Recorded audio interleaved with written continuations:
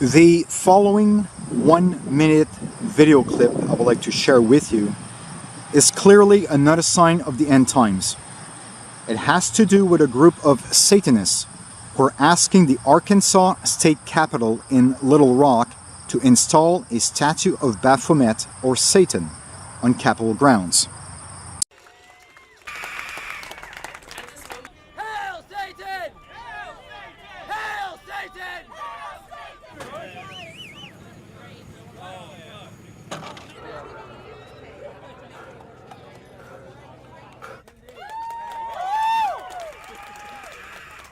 Being member of the Arkansas Society of Freethinkers, and he served as its first vice president with much great ado that I introduce. Exercise thereof. Very important stuff.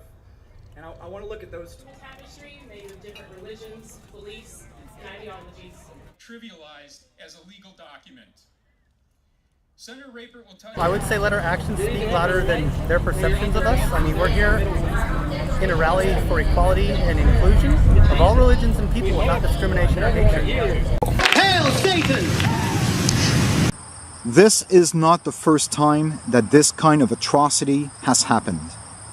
In December of 2014, Satanists performed their first public ceremony at the Michigan State Capitol. In the summer of 2015, there was an exhibition displaying a statue of Baphomet or Satan in Detroit. On the other hand, in October of 2015, a monument depicting the holy and eternal Ten Commandments of God were removed from the Oklahoma State Capitol.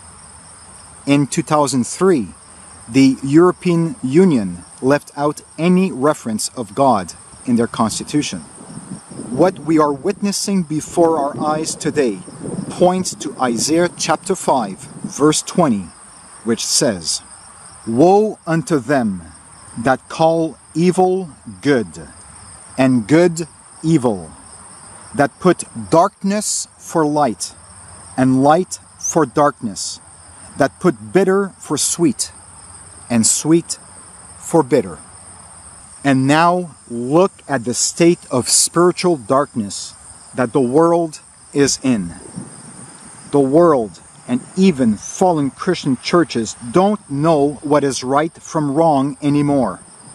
The recent news on the mass sexual abuse of children in Pennsylvania and Chile by pedophile Catholic priests, the legalization of the murders of unborn babies in the United States in 1973, the legalization and increased recognition of euthanasia, and 3 years ago, on June 26, 2015, the legalization of homosexual marriages in the United States, along with the increasing acceptance of homosexuality in today's fallen Christian churches, are some indicators that we are nearing the end of Earth's history.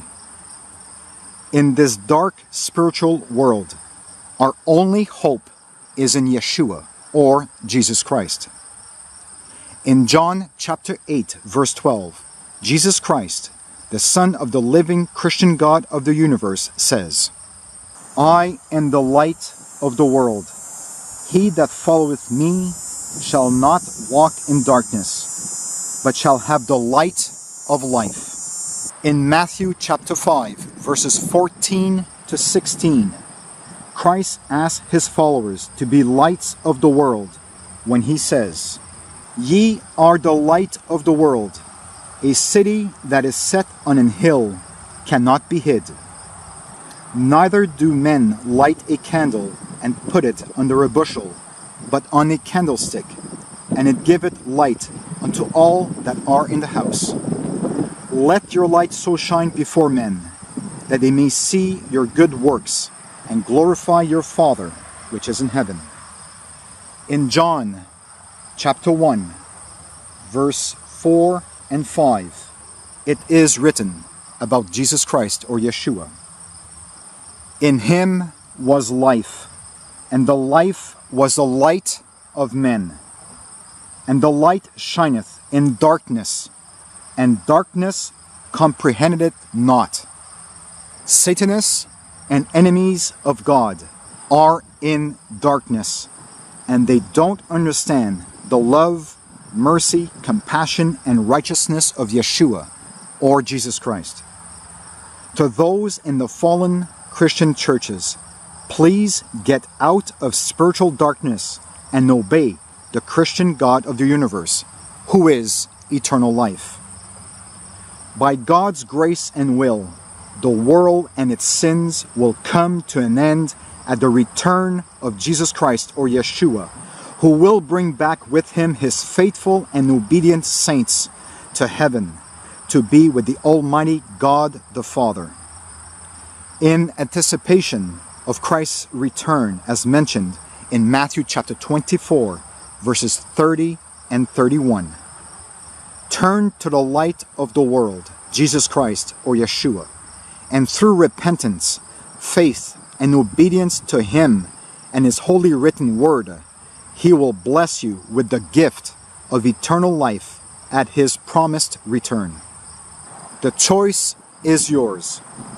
Either you obey the enemy of God, Satan, and his human agents, or you put your trust, faith, and obedience in the source of eternal life, who has the words of eternal life, Jesus Christ, or Yeshua. May the love, peace, and grace of the Most High God, who is eternal life, who is the light of the world, be with you. So be it. Amen.